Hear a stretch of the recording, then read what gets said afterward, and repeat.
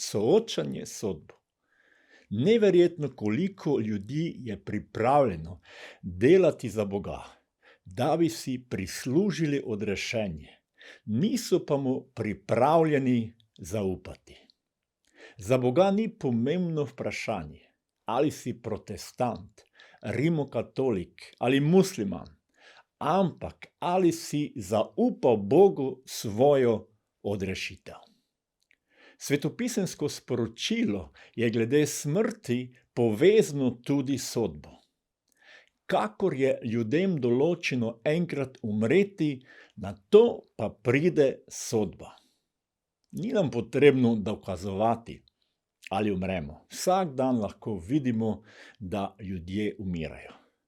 Seveda pa je težje odgovoriti, kaj se zgodi po smrti.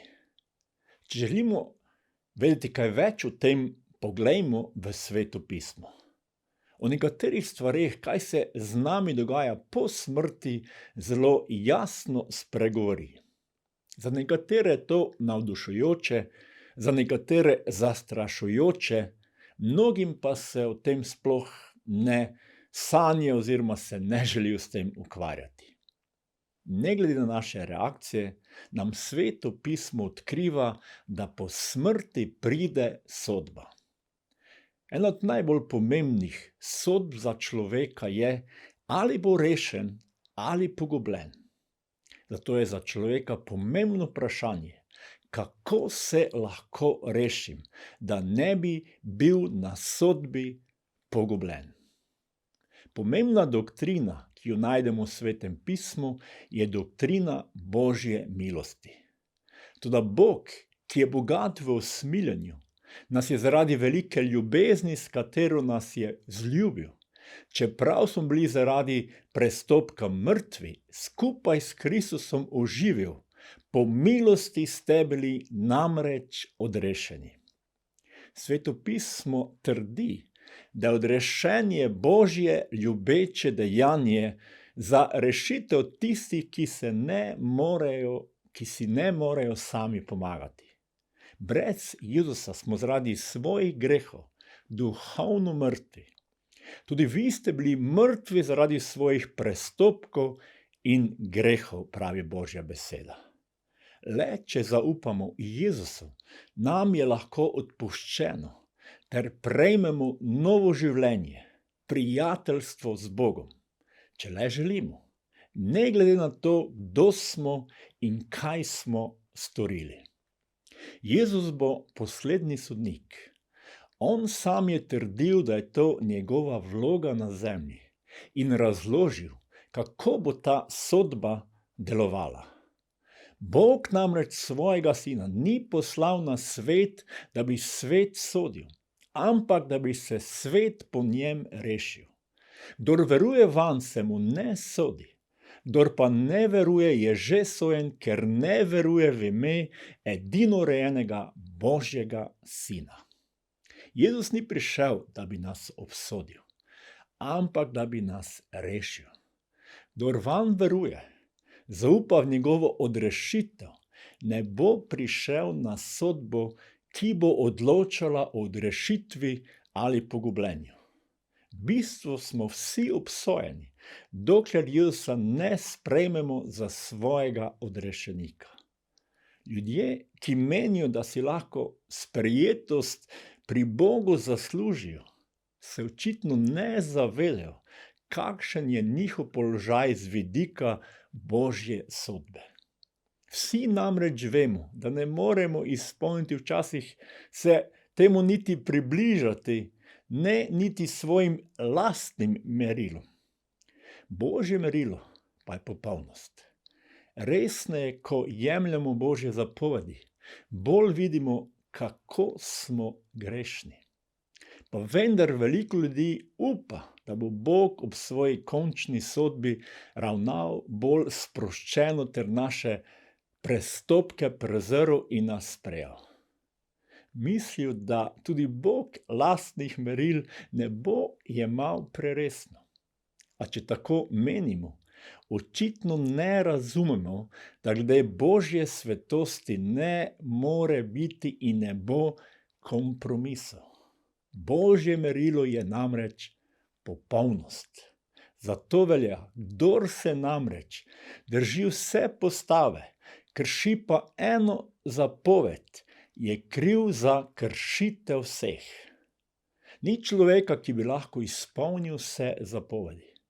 Če smo le malo iskreni do sebe, bomo priznali, da je res.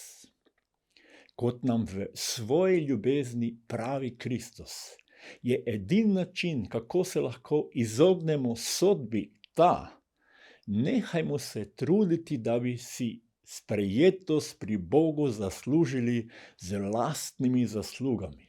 Ampak namesto tega, glede odrešenja, zaupajmo Jezusu.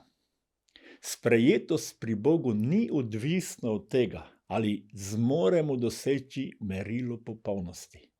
Človek je to merilo tako ali tako nemogoče, da doseže.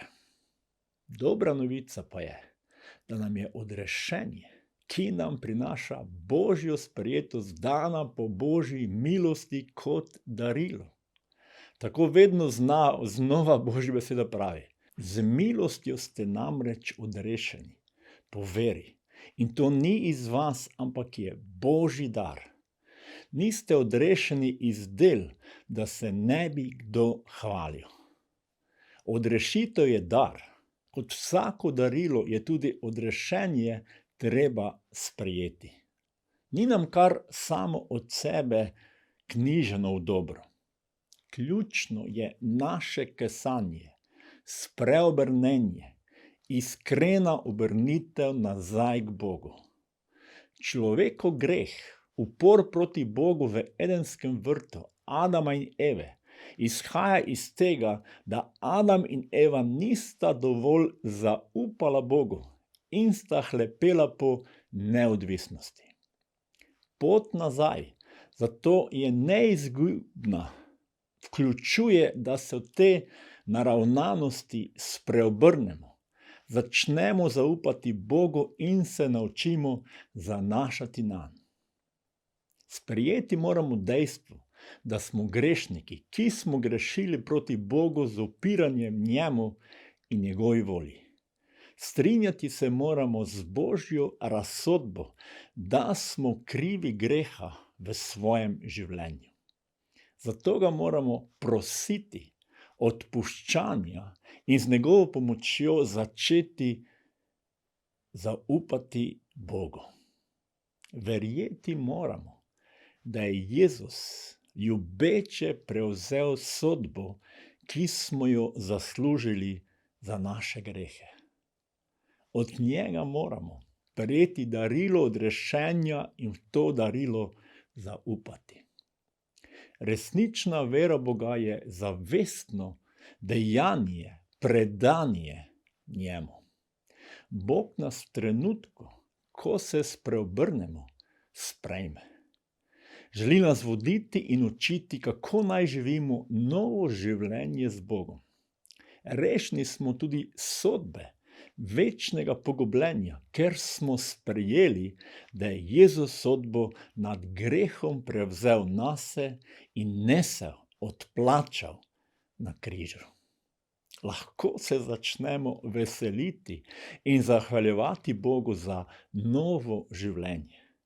Zdaj ni torej nobene obsodbe za tiste, ki so v Kristusu Jezusu.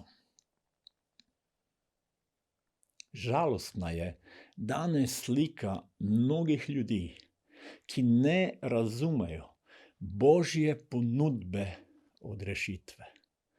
Toliko je nastalo religij, ki učijo, kako se naj trudimo živeti, da bi ugajali Bogu. Mnogi nočejo ničesar slišati o sodbi, češ da je to laž in zastraševanje ljudi. Drugi pa mogoče živijo v strahu pred sodbo, ker se zavedajo, da niso dovolj dobri za Boga. Kakršnokoli stanje, prepričanje, spoznanje je v našem življenju v tem trenutku, soočimo se s sodbo na pravi svetopisemski način o katerem smo govorili. Lahko skupaj molimo molitev. Vem, da večkrat grešim v mislih, besedah in dejanju. Zato se zavedam svojega greha, svoje potrebe po odpuščanju. Resnično mi je žal, Jezus. Zato te prosim odpuščanja, sprejemanja. Prosim, stopi v moje življenje, ko upanje odrešenja polagam samo vate. Stopi v moje življenje kot odrešenik in me očisti. Prosim, pošli Svetega Duha, da bo zaživel v meni. Predajam se na pot vere in popolnega zaupanja v Kristusa.